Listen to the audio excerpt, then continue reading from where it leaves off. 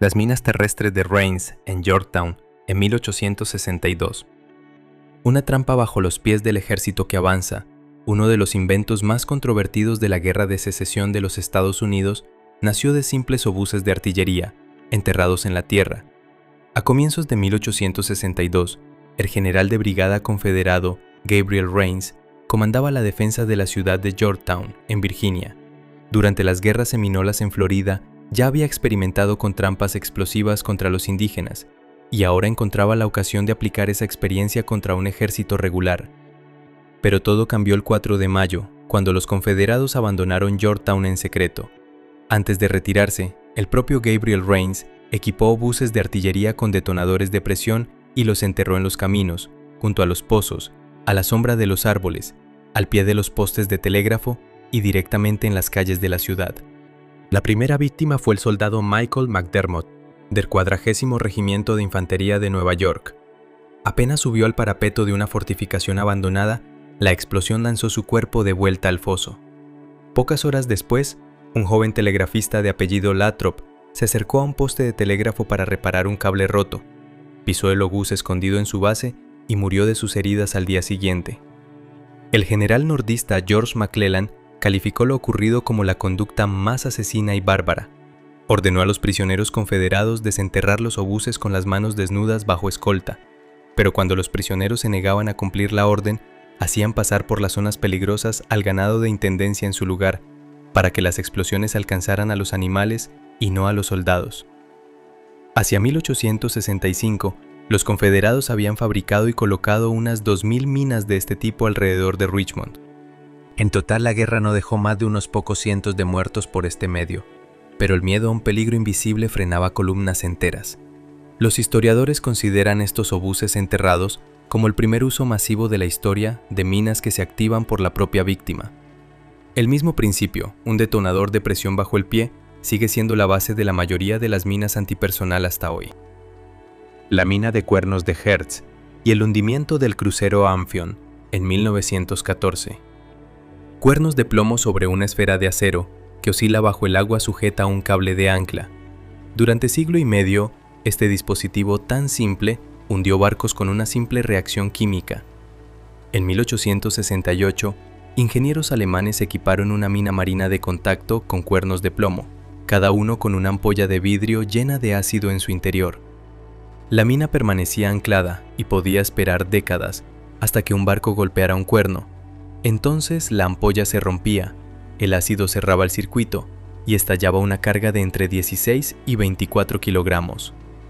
El 6 de agosto de 1914, esta reacción química mató a 132 personas de una sola vez. El crucero británico Amphion, que regresaba a puerto tras hundir al minador alemán Königin Luise, atravesó el campo que ese mismo barco acababa de sembrar y chocó con una mina justo bajo su propio puente de mando. La proa se incendió, el casco se partió, los gotes lograron rescatar a los supervivientes, pero el crucero, arrastrado por su propio impulso, volvió a cruzar la misma hilera de minas y estalló definitivamente. Se hundió en menos de 15 minutos, convirtiéndose en el primer barco de la flota británica perdido en la Primera Guerra Mundial, al segundo día del conflicto. Este tipo de mina también se usó en la Segunda Guerra Mundial y siguió en servicio en las flotas de todo el mundo hasta mediados del siglo XX.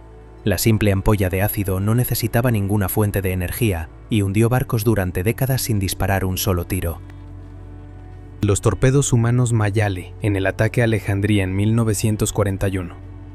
Dos nadadores de combate italianos estaban encerrados bajo llave en la bodega del acorazado que ellos mismos habían minado pocas horas antes y guardaron silencio hasta que su carga estalló justo debajo de ellos.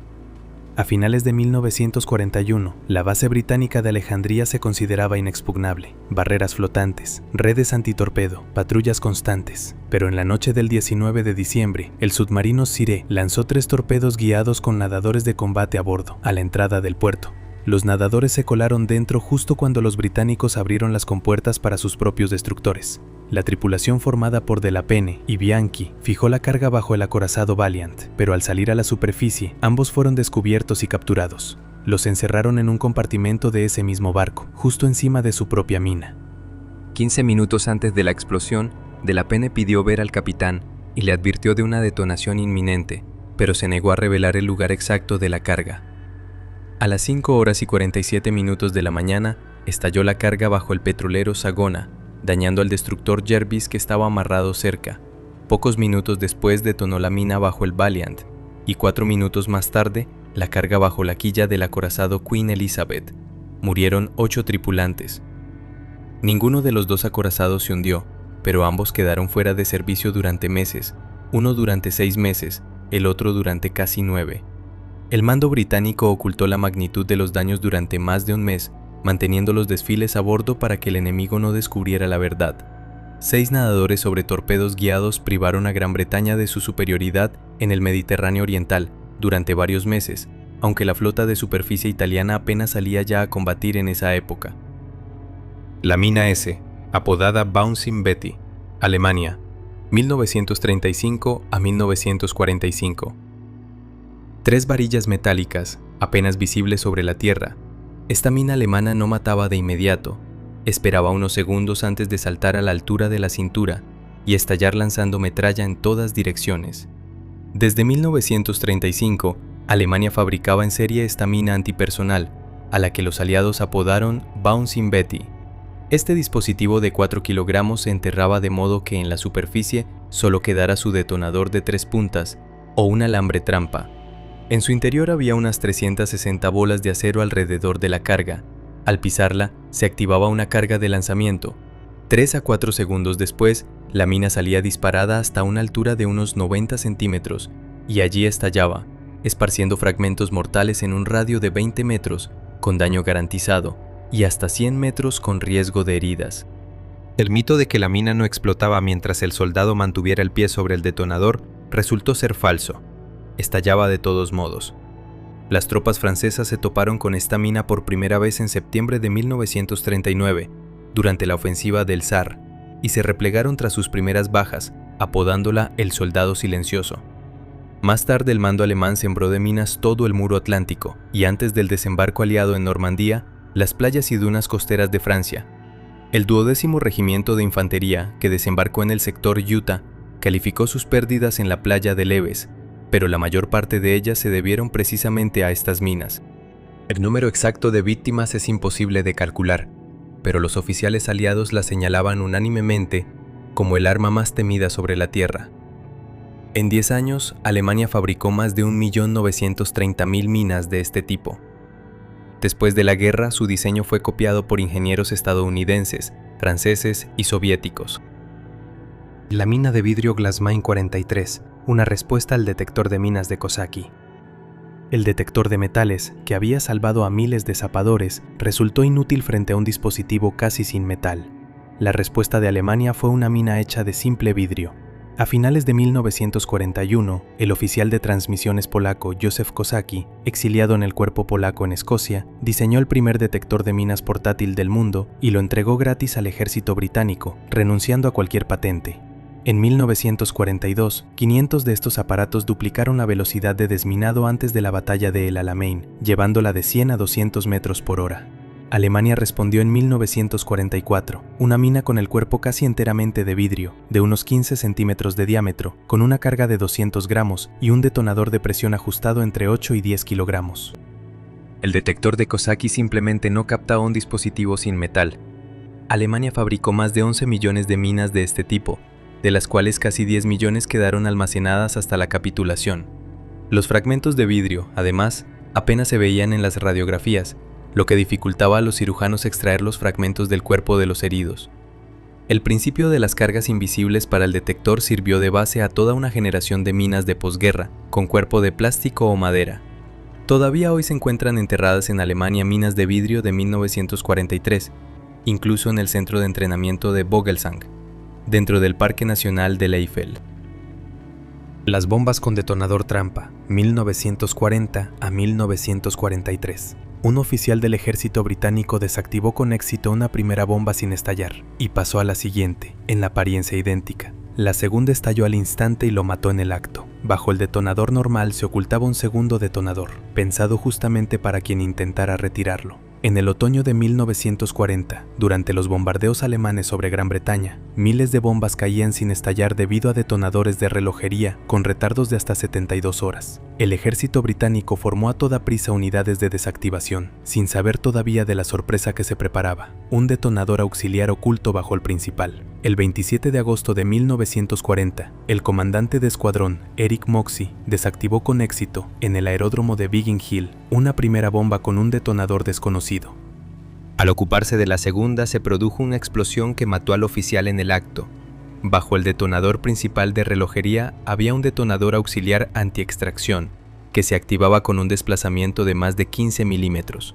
Pocos días después de la muerte de Moxey, el teniente Archer, de ingenieros, extrajo un ejemplar intacto del dispositivo en Gales del Sur, lo que permitió por primera vez estudiar su diseño y desarrollar un procedimiento seguro de desactivación.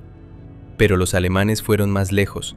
Apareció un detonador todavía más peligroso, con interruptores de mercurio sensibles a la inclinación, que se activaba 30 segundos después de la caída ante el más mínimo movimiento.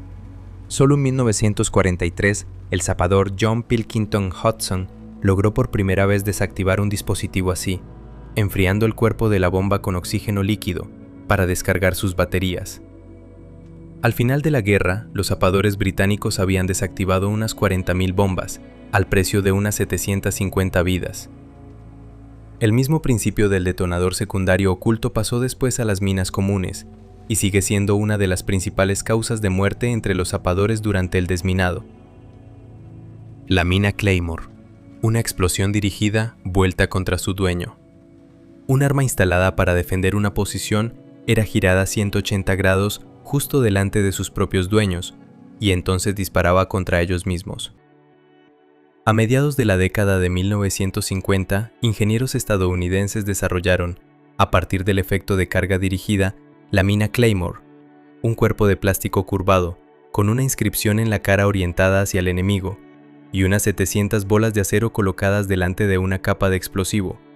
Esta mina no se enterraba, sino que se colocaba sobre sus patas en la superficie, con la cara convexa apuntando hacia el enemigo. Precisamente esa instalación a la vista fue su punto débil, estandarizada en 1960 y empleada masivamente en Vietnam desde 1966. La mina lanzaba sus bolas a más de 1000 metros por segundo, en un sector de 60 grados hasta 100 metros. Exploradores del Vietcong se acercaban en silencio a las minas por la noche y las giraban 180 grados, orientando la cara convexa hacia el campamento estadounidense en lugar de hacia la selva. A la mañana siguiente, cuando un centinela del perímetro activaba la mina, la ráfaga de bolas no salía hacia el enemigo, sino directamente contra las propias posiciones estadounidenses. Las unidades de Estados Unidos tuvieron que imponer una revisión nocturna obligatoria de cada mina instalada, arrastrándose hasta ella. Un procedimiento peligroso, ya que los Vietcongs a menudo minaban las propias minas con trampas para quien intentara revisarlas. El equivalente soviético de esta mina, una mina de fragmentación dirigida, basada en el mismo principio de carga orientada, se convirtió después en equipo estándar de los ejércitos de todo un bloque de países, y se usó en numerosos conflictos locales tras Vietnam.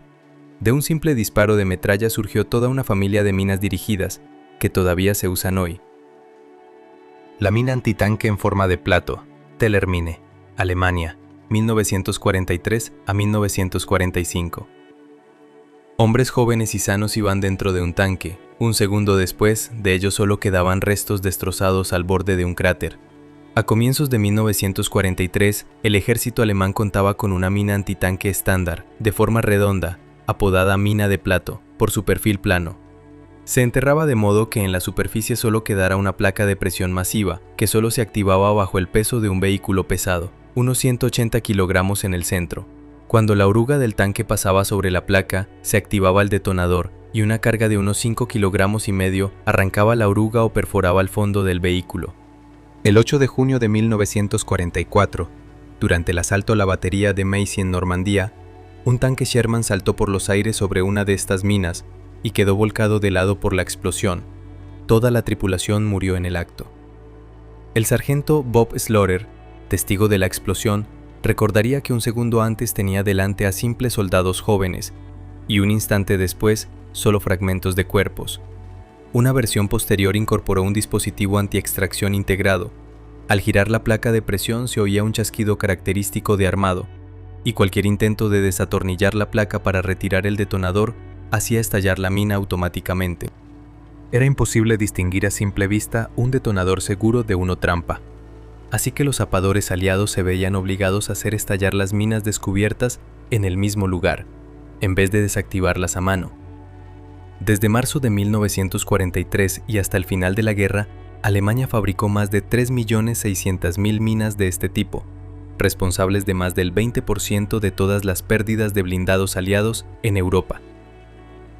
La mina mariposa PFM-1, en Afganistán, en la década de 1980. Un ala de plástico del tamaño de una palma descansaba en un sendero entre las piedras, de aspecto tan inofensivo como el resto de un juguete. Un solo paso sobre ella significaba la amputación del pie.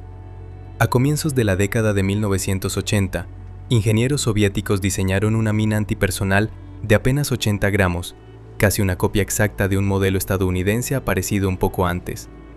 El dispositivo se lanzaba exclusivamente desde el aire, en contenedores de 64 unidades, sembrando campos minados enteros a lo largo de los pasos de montaña.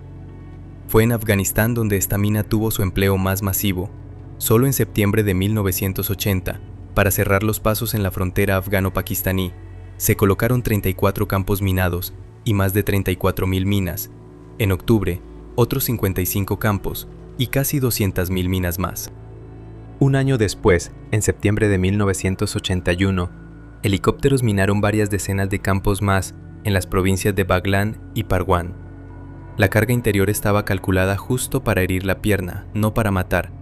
Un soldado herido debe ser evacuado y tratado, lo que distrae más fuerzas enemigas que la muerte de un solo combatiente. Pero por su forma, el ala de plástico parecía un juguete y despertaba en los niños curiosidad en lugar de miedo, con consecuencias mucho más graves que para un adulto. El rumor de que la mina había sido diseñada a propósito para parecer un juguete resultó ser falso. Su forma solo venía determinada por la aerodinámica de la caída, pero el resultado no cambiaba por eso. Las minas de este tipo no contaban con dispositivo de autodestrucción en su versión original, y siguieron siendo peligrosas durante décadas después del fin de los combates. Más de 40 años después de su diseño, el mismo modelo se sigue usando en los conflictos armados del espacio postsoviético, y sigue siendo una de las minas más reconocibles, y al mismo tiempo, más polémicas de la historia del armamento antipersonal. La mina PMN, la Viuda Negra, la mina más extendida de la historia. Sin salto al aire, sin lluvia de bolas esparcidas, sin ningún mecanismo ingenioso anti-extracción, solo un disco plano de plástico con TNT dentro. Y precisamente ese diseño tan simple probablemente ha mutilado y matado a más personas que cualquier otra mina de la historia. En 1949, ingenieros soviéticos diseñaron una mina antipersonal de construcción extremadamente simple. Un cuerpo de plástico de 11 centímetros de diámetro, una carga de 200 gramos de TNT, un detonador de presión ajustado entre 8 y 25 kilogramos. No tenía elementos de fragmentación, el daño lo causaba solo la fuerza de la explosión. Precisamente su sencillez y su bajo costo hicieron de esta mina la más extendida de la historia. Se fabricó bajo licencia y sin ella en China, Hungría, Bulgaria, Argentina, Irak, Irán, Pakistán, India y Cuba.